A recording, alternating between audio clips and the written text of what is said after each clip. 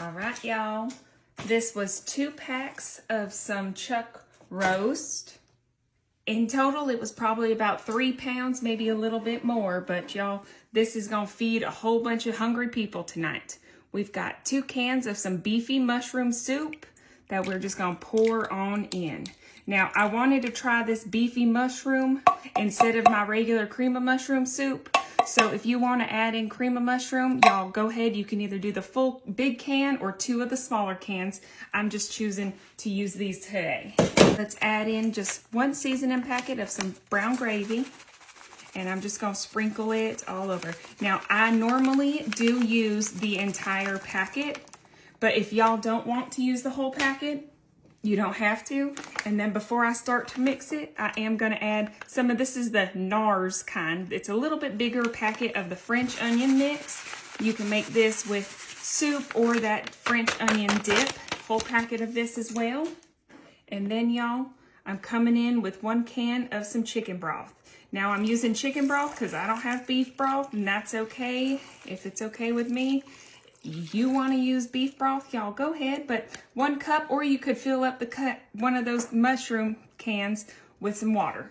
Okay, now I'm just going to get this spatula and we're just going to mix all of this together. And it's just going to be a quick little mix. We're going to just make sure that powder gets all deep in the juices and that those little meat cubes are nice and separated so that everything gets cooked evenly. Now y'all, right here is where I would add normally some fresh mushrooms, but we have kids coming over tonight, so we're not gonna add in those. So all you gotta do now, we're halfway done, get this baby, gonna lock this in. We're gonna set this on high for 3 hours and then we'll finish up the rest. All right, y'all, this has been on now for 3 hours and y'all, it smells so good. Look at that. Still bubbling. So I'm going to give it a quick little mix before it is complete.